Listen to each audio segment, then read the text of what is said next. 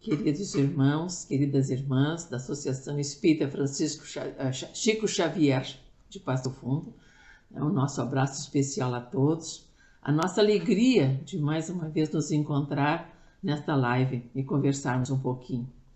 Vamos então elevar neste momento o nosso pensamento a Deus, rogando ao Pai, com a sua infinita misericórdia, que Ele possa nos abençoar, nos amparar, através desses mensageiros de luz que nos chegam, da equipe de Jesus, de Maria, todos esses mensageiros amorosos nos trazendo vibrações de muita harmonia, de muita paz, de saúde, de esperança, nesses momentos conturbados que nós vivemos aqui na Terra, na nossa encarnação.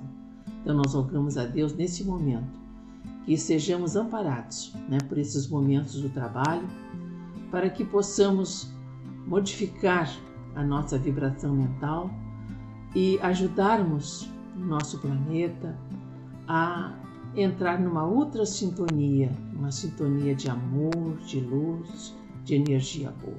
Muita paz. Queridos amigos, queridas amigas, hoje nós vamos trabalhar com vocês um tema que nós estamos trabalhando nele, estudando, pesquisando. Já por 2 anos, pretendemos como evangelizadora, que temos sido nesses últimos 50 anos, fazer um material importante para os nossos trabalhos da evangelização espírita infanto-juvenil.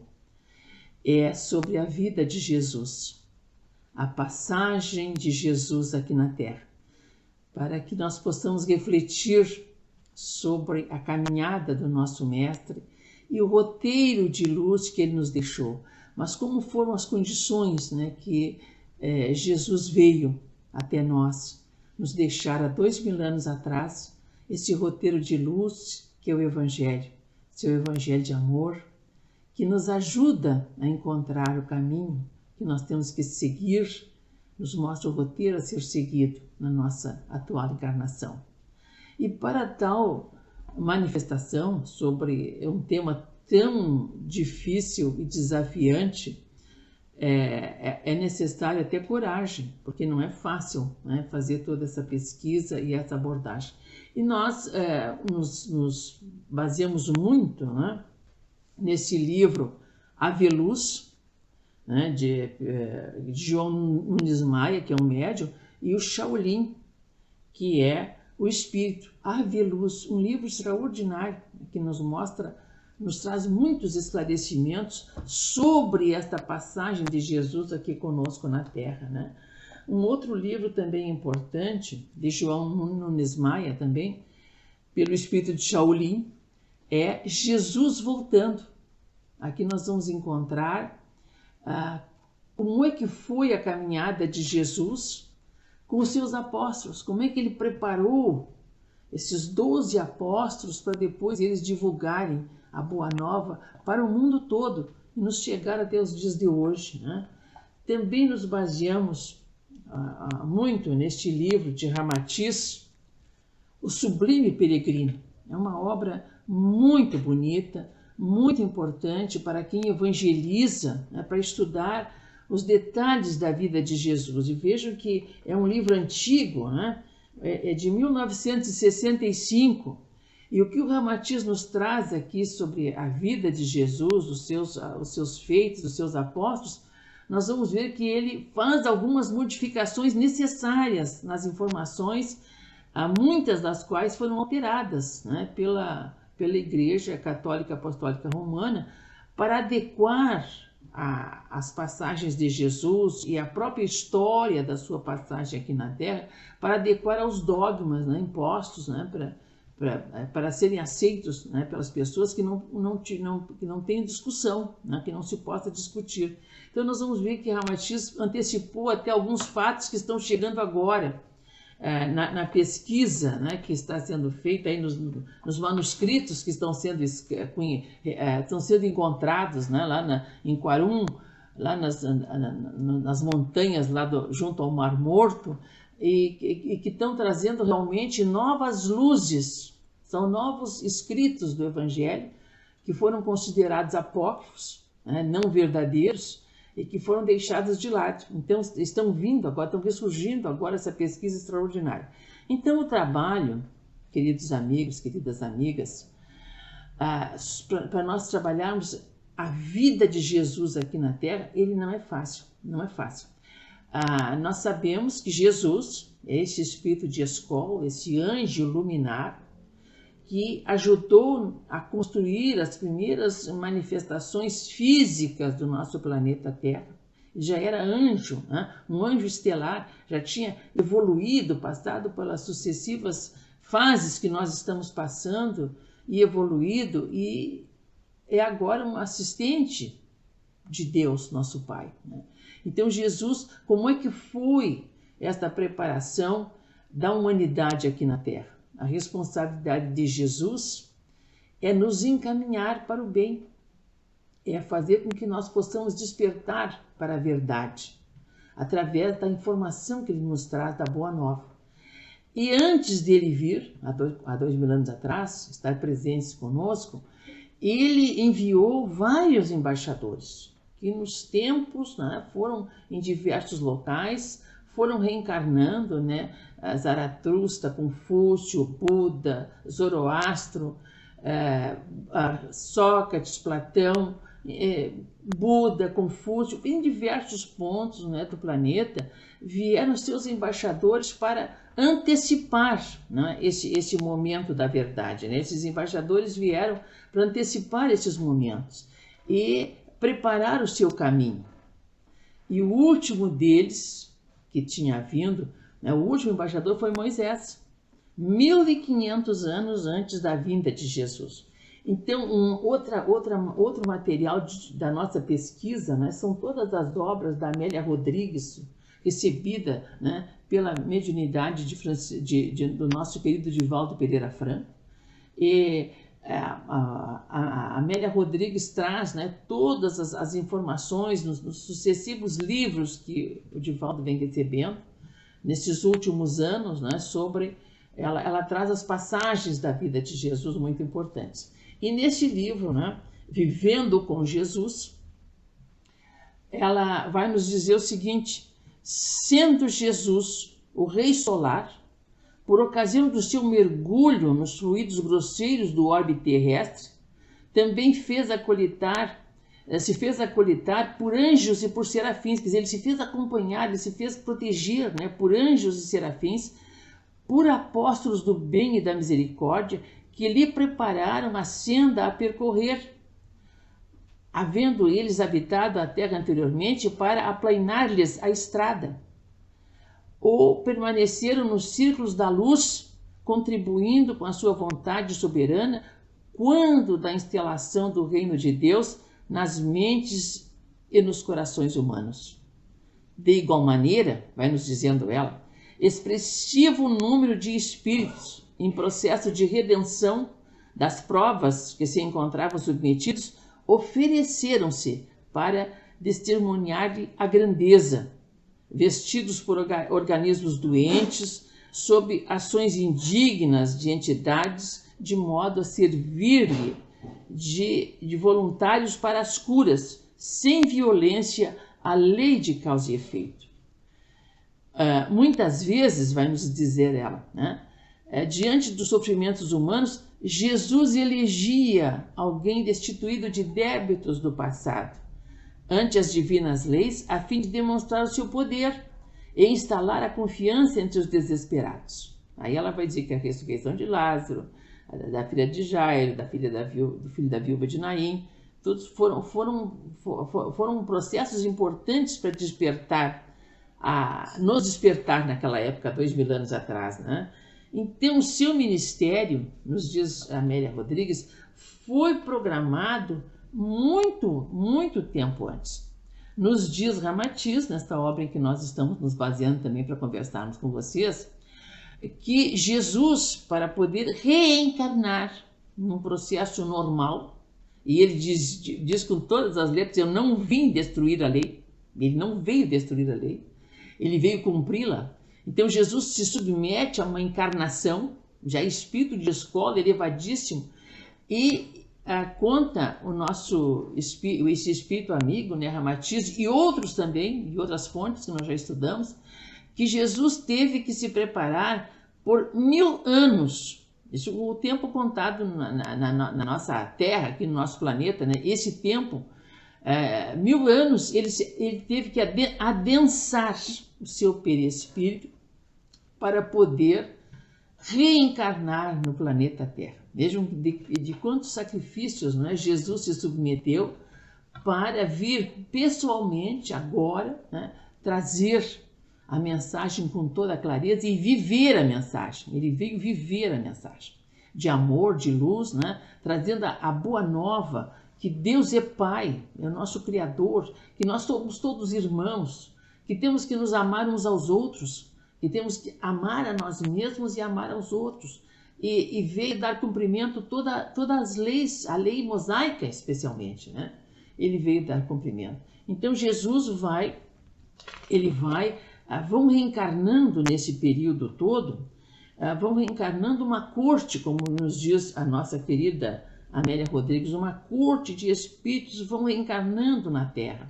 Então, quando a gente ouve assim, né, nós trabalhamos na evangelização, muitas vezes a gente ouve, mas os apóstolos eram analfabetos, não tinham muita noção. Maria também não tinha noção da grandiosidade da sua tarefa, nem José.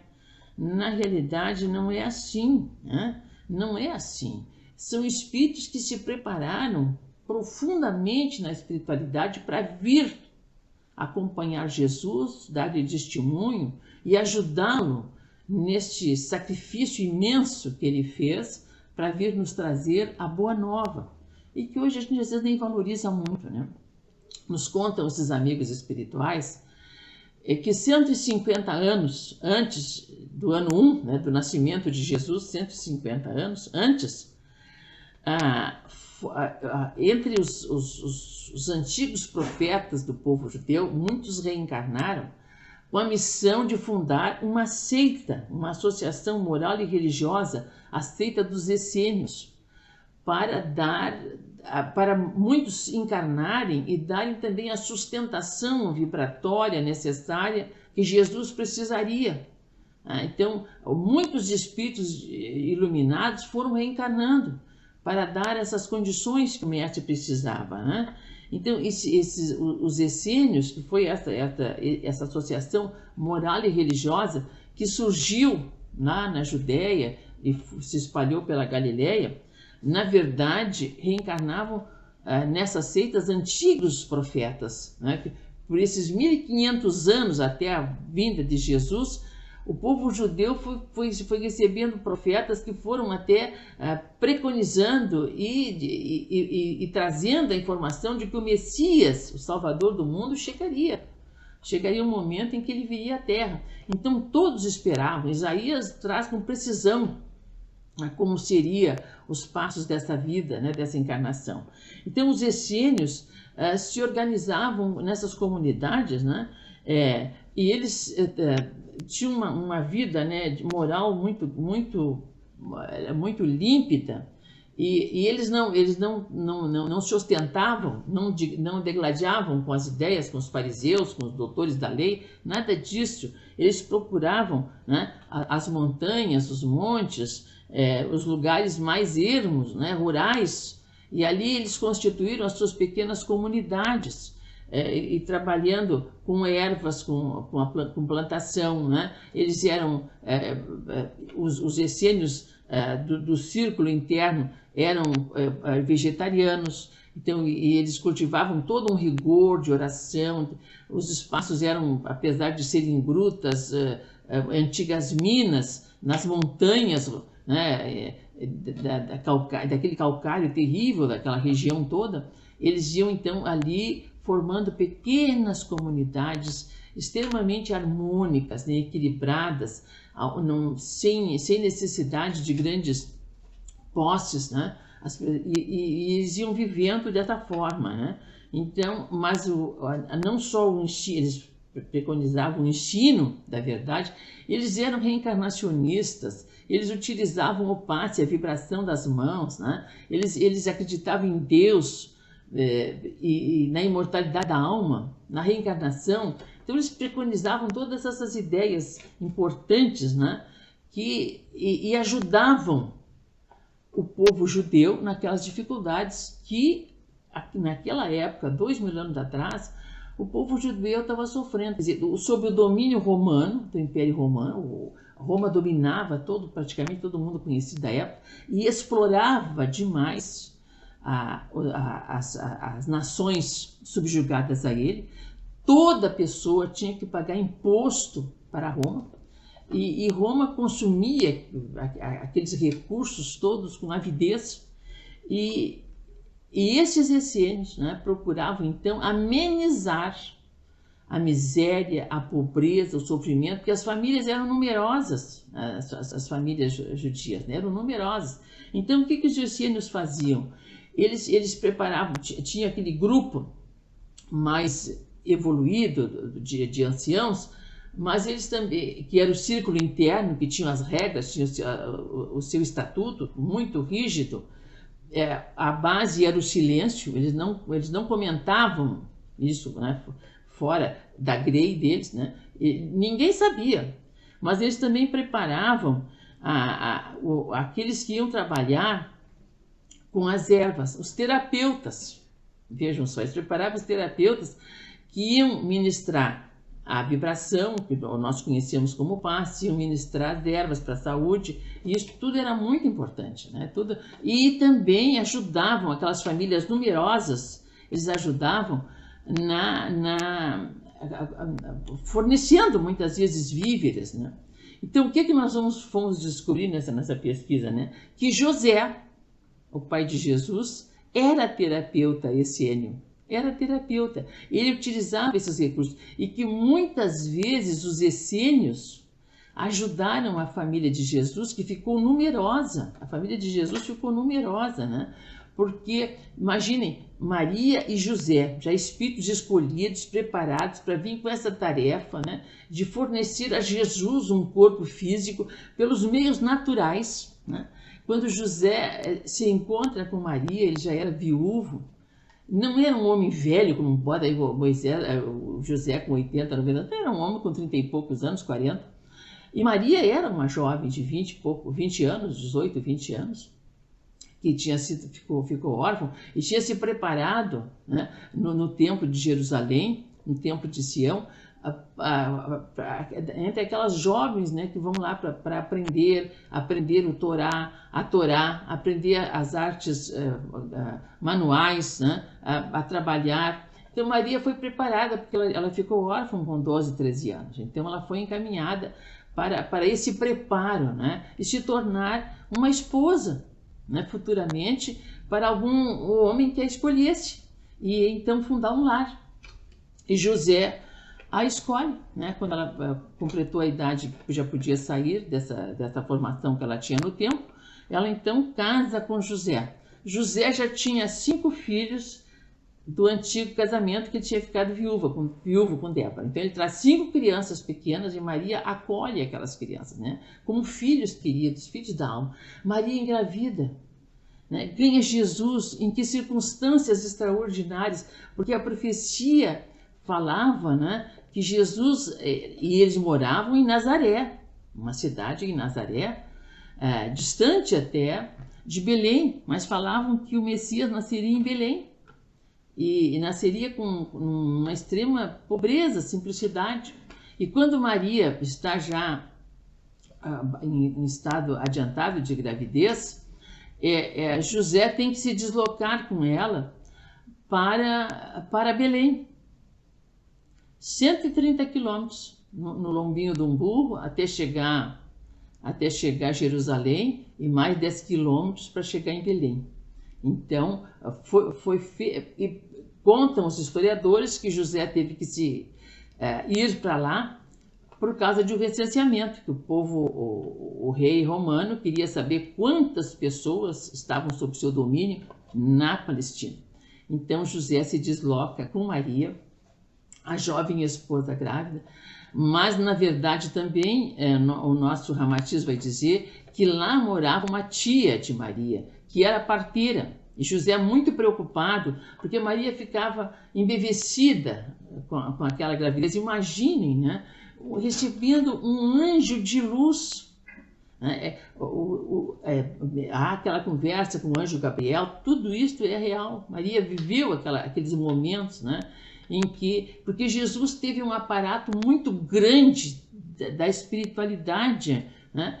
Dos anjos da espiritualidade, da sua corte, né? Importante da espiritualidade. Então Maria e José, lá em Belém, são acolhidos, segundo o nosso amigo Ramatiz, são acolhidos na casa dessa tia de Maria, que era extremamente pobre, e era realmente numa gruta que eles moravam. Isso era comum, né, entre o povo naquela época, né? Aproveitarem lugares de grutas, né, para transformarem na casa, no lar.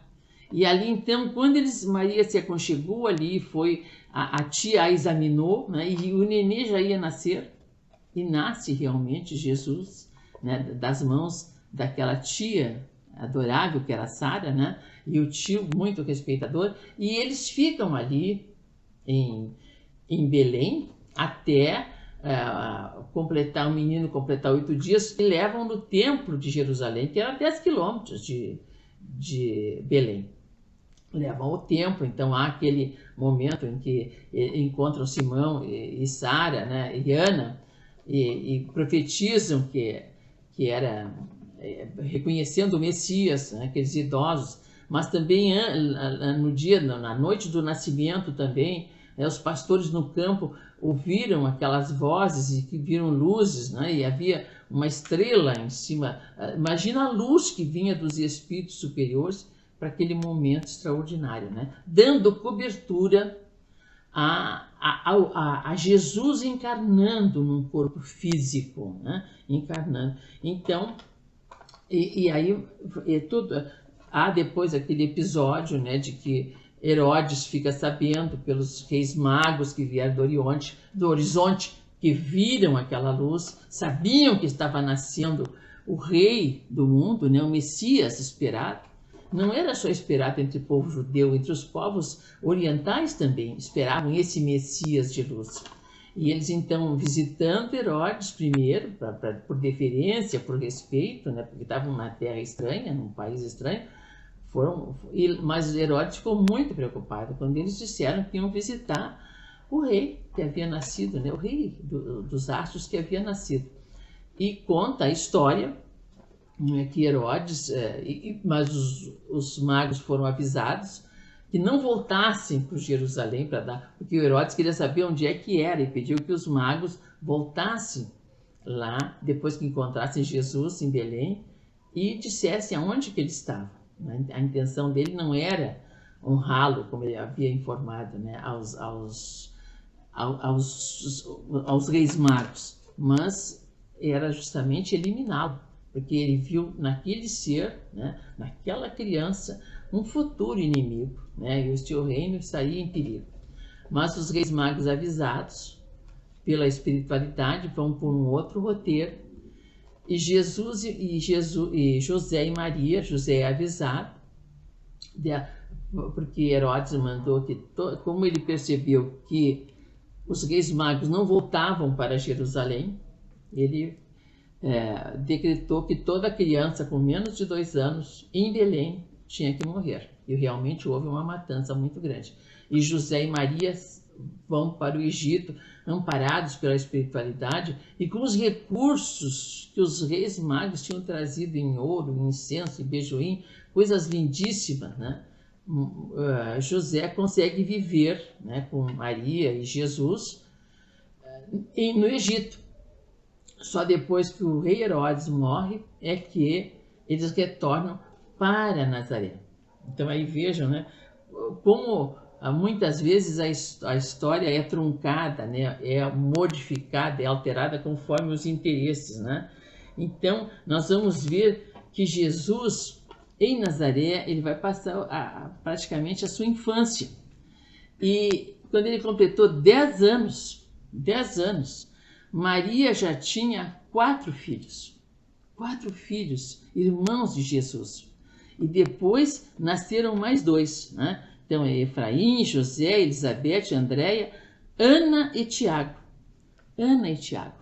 E Jesus foi uma criança muito dócil. Então, nesse livro do Ramatiz, O Sublime Peregrino, e em outros livros, né, que narram esta infância, né, de Jesus, mas ele preocupava muito seus pais pela sua docilidade excessiva, né, pelo amor que ele tinha aos animais, às pessoas, né, não se importando com as coisas materiais, né? Então isso tudo era motivo de preocupação, porque contam, né, a própria Amélia Rodrigues, que Maria, nessa função de afazeres do lar, né, com tanta criança, com uma família tão numerosa, ela foi se envolvendo com essa situação, apesar de um espírito extraordinário, né, luminoso, e Jesus foi sendo criado como uma criança normal, Depois, e aprendeu a profissão de José, né? Era carpinteiro. Ele aprendeu a profissão de José, como os outros irmãos também aprenderam, e era levado na sinagoga que tinha em Nazaré, né, para ouvir a pregação da Torá, uma conversa da Torá, foi esclarecido. Então a gente fica pensando assim, o povo judeu é um povo em que a família tem uma responsabilidade muito grande na formação da criança, na formação dos filhos. E desde a mais tenra idade, a criança vai ouvindo, né, sobre Moisés, sobre os 10 mandamentos, sobre os profetas, né, que atuavam naquela região, né, e que atuaram naquela história. E também tomavam conhecimento de outros profetas, né, da Índia, da China, da Grécia, né? Então, assim, do Egito, não eram pessoas mal informadas, né? Então, conta o nosso amigo Ramatiz que Jesus, dos 14 aos 23 anos, trabalhou como auxiliar de carpinteiro em Jerusalém. E a preocupação que ele tinha de poder ajudar a família. Com 23 para 24 anos, morre José. Jesus estava com 23 para 24, José morre. E aí, então, ele assume a oficina do pai em Nazaré com os irmãos, e ajuda, né, Maria, inclusive, a criar os mais jovens, né, a encaminhar os mais jovens, né. Então, aos 30 anos é que Jesus vai começar a sua tarefa mais importante, porque até então ele foi se preparando, né? Ele vai começar a sua tarefa. E aí ele vai escolher os 12 apóstolos. Nós, assim como evangelizador, a gente não tinha muito recurso, né? Muita informação. Vinham aqueles planos mais ou menos já elaborados. Então aí a gente vai vendo quem foram os apóstolos, né? Que nesse livro, Aveluz traz muitos dados, Amélia Rodrigues também. Então vamos ver, né? O João era filho de Salomé e Zebedeu, irmão de Tiago Maior. Nasceu em Betsaida, uma cidade ali da margem, né, do lago de Genezaré. E a sua mãe era muito cuidadosa na educação religiosa dos filhos, né? Salomé contava muitas histórias, né, do Velho Testamento, né, as histórias dos profetas, e João era apaixonado por essas histórias, né? João gostava muito de ouvir essas histórias, como seu irmão. Então, João era uma alma livre de conflitos. Talvez, né, dos 12 apóstolos, fosse o espírito mais evoluído, fosse o espírito espiritualmente falando. Então ele não tinha conflitos pessoais, né? E vai dar depois o testemunho muito grande, né, em toda a vida de Jesus. Depois o Tiago Maior, que era seu irmão, né, era pescador também, É por causa que o lago de Genezaré ficavam 9 cidades ali à volta. A cidade Nazaré era um pouquinho mais afastada, mas 9 cidades ficavam ali à volta, em Cafarnaum. Por isso é que Jesus vai eleger, né, a cidadezinha de Cafarnaum para começar o seu messianato, né? Porque essas 9 cidades se ligavam pelo lago de Genezaré, pelo lago grande de Genezaré, né? 19 quilômetros de um lado e 14 de outro, com o formato de uma harpa. Então ali todos se conectavam e era um local de muito peixe, né? Então a sobrevivência de muitos era a pesca, né? Então, assim como João já era pescador, Tiago também, seu irmão, era pescador e muito amigo de Pedro e André, que são os apóstolos também que foram convidados, né? Mas o Tiago era um temperamento muito sensível, agitado. Ele lutava interiormente para ser disciplinado e educado, mas ele era um grande estudioso das Escrituras Sagradas, né? Ele até pretendia ser um doutor da lei, ser um mestre da lei, né? Quando surgisse a oportunidade.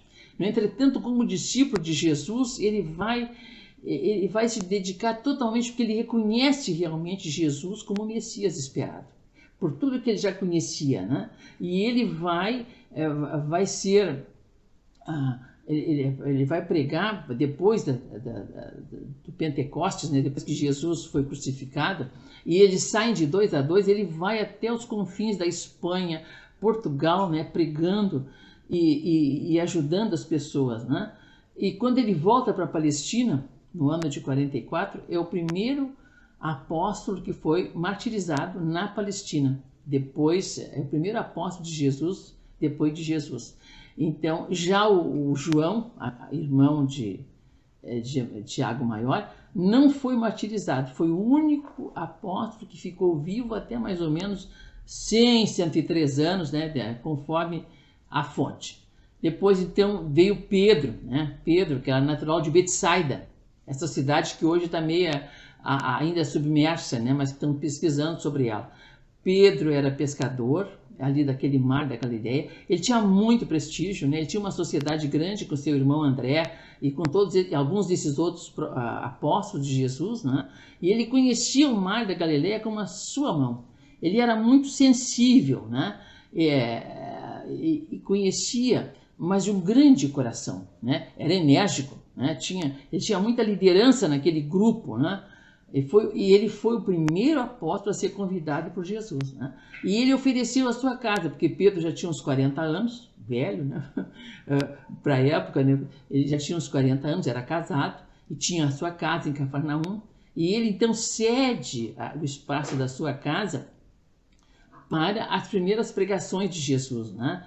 E juntamente com o seu irmão André, né? Ele era muito robusto, muito forte, né? E um coração muito grande. E ele se tornou a pedra angular da comunidade dos apóstolos. Morreu em Roma, aos 67 anos, onde já estava ensinando o evangelho há 25 anos. Depois nós vamos ver o Simão, o Zelote. Era um jovem que gostava de questões políticas da época, né? Era nacionalista, né? Ele vivia contrário àquele poder romano que dominava ali, que causava tanta pobreza, tanta miséria, tanto sofrimento no povo judeu, né? Ele desejava a paz e o trabalho honesto, né, para o seu povo. Mas isso tudo estava muito difícil de conquistar. E ele, quando conheceu Jesus, ficou empolgado com a mensagem que o mestre trazia, né? Empolgado, ele queria inteirar-se dessa doutrina, né? E realmente se inteirou, foi o grande companheiro também de Jesus, e ele vai depois ensinar o evangelho em lugares distantes, né? E pregou no Egito, na Síria, na Mesopotâmia, na Ásia Menor, na África e em outras terras.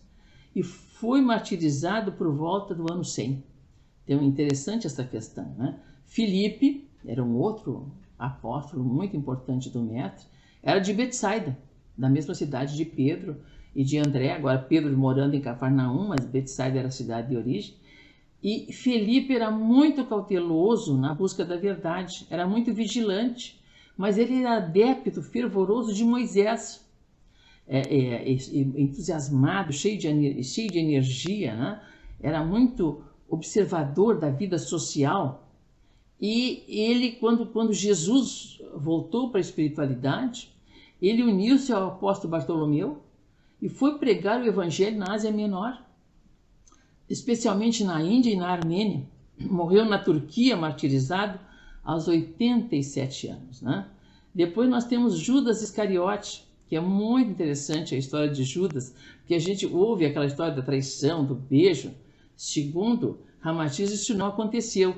E segundo as novas fontes agora encontradas, antigos evangelhos, inclusive um evangelho de Judas Iscariote, não foi bem assim.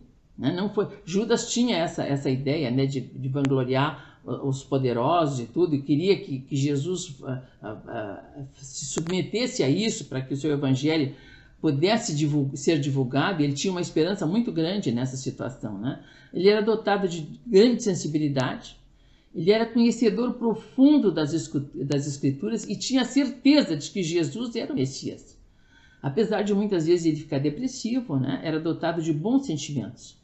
Tornou-se caridoso e mais bondoso no convívio com Jesus e com os demais colaboradores da equipe, né? E foi então procurando equilibrar as suas emoções, né? E ele foi designado por Jesus e até pelo grupo para ficar responsável pelas finanças do grupo, que o grupo precisava, né, se manter. Então, ele não houve aquela situação do beijo. Ele acabou realmente se envolvendo com o Sinédrio, com os fariseus, com Caifás e Anás, né, porque ele foi obrigado a assinar pela bajulação que ele fazia para esses doutores da lei. Ele foi obrigado a assinar, né, uma denúncia contra Jesus. E foi isso que realmente era o que o Sinédrio estava esperando, porque já estavam decididos. Jesus ia ser eliminado de qualquer forma. Depois nós temos Mateus, também chamado de Levi. Né? Mateus é muito interessante, porque Mateus era de Nazaré, nasceu em Nazaré, mas a profissão dele era de cobrador de impostos. Imagina, ele cobrava impostos para mandar para Roma. Então ele era detestado, né? Detestado, mas ele tinha um bom coração. E quando ele encontra Jesus, porque ele passou a morar em Cafarnaum, na época que Jesus esteve lá, e ele fazia cobrança de impostos, imagina, né? De todas as cidades do Lago de Genezaré, eram quase 200 mil pessoas. Mas quando ele conheceu Jesus, ele mudou completamente. Ele passou a distribuir os seus bens com amor, libertou-se daquela imposição de cobrar impostos, né, do seu povo a favor de Roma. Era muito culto, era muito culto, e foi o primeiro, e escreveu o Evangelho, o Evangelho de Mateus. Ele escreve toda aquela experiência que Jesus teve, né? E ele morreu, ele morreu com 72 anos, lá naquela região da Ásia, né, com 72 anos. Então vejam, foi martirizado também. Judas Tadeu, o outro apóstolo, nasceu em Canaã, na Galiléia, era primo irmão de Jesus, muito viajado, conhecia muitos lugares, frequentava as sinagogas, era muito religioso e estudava as civilizações passadas. Ele foi martirizado no reino da Armênia, né? Ele levou muito o evangelho para as outras terras. Depois nós temos Natanael, também conhecido por Bartolomeu, que nasceu em Canaã, era pescador, companheiro de Pedro no trabalho do lago de Genezaré, só que ele era tímido, sem muita cultura, mas de grande maturidade espiritual. Ele tinha uma grande maturidade espiritual.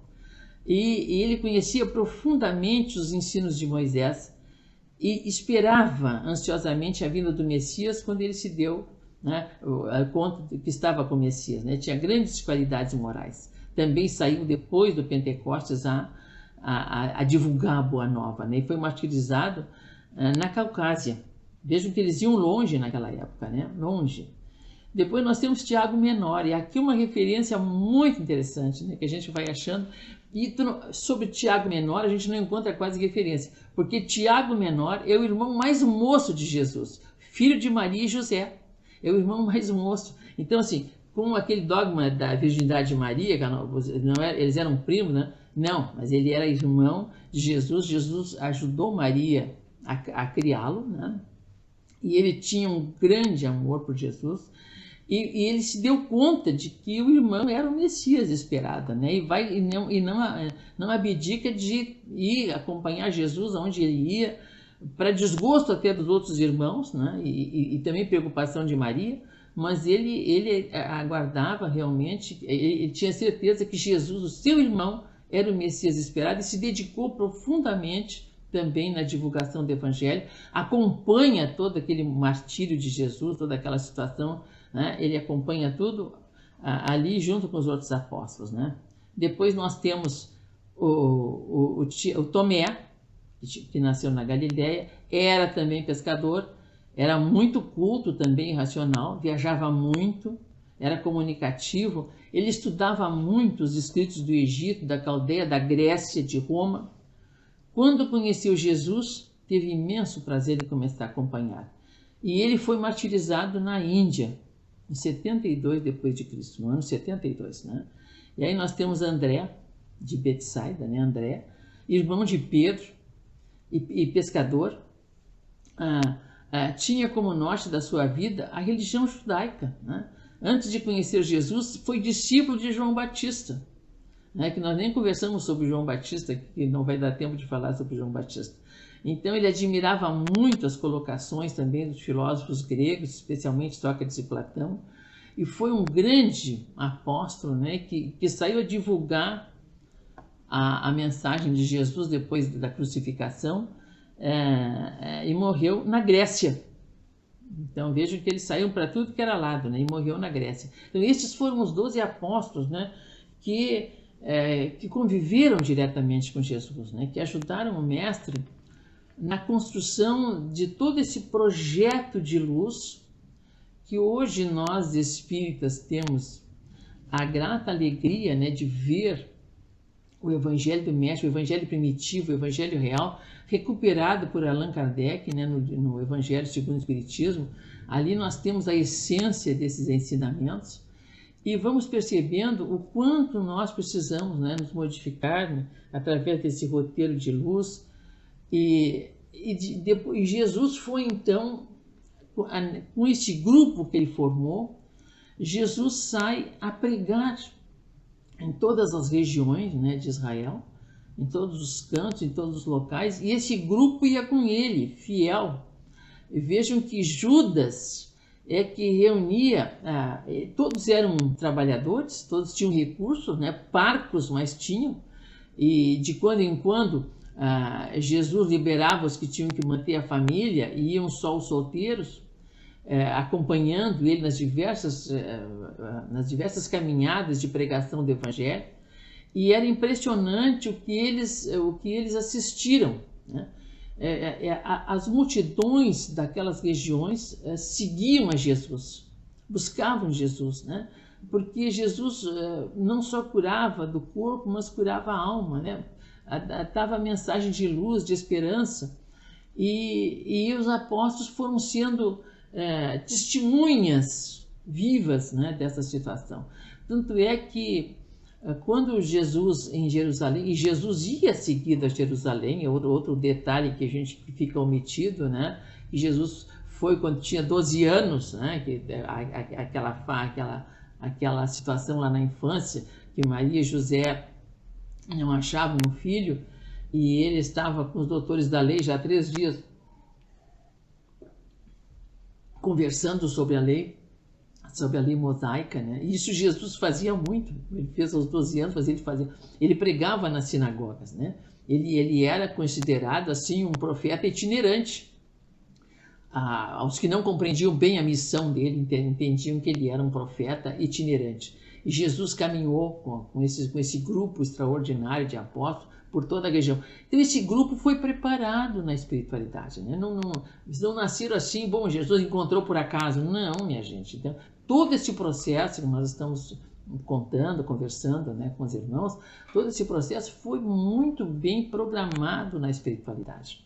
E depois, né, aquele momento em que Jesus, né, claro que ele não foi compreendido, né, até esse viés de hoje também não seria compreendido, né, pelos poderosos da época, né, pelos doutores da lei, pelos falsos religiosos, né, pelos fariseus, que ainda tem tantos ainda. A gente vai reencarnando, né?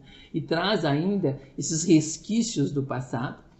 E quando em Jerusalém, que eles vão para a festa final, aquela em que há a condenação de Jesus, né?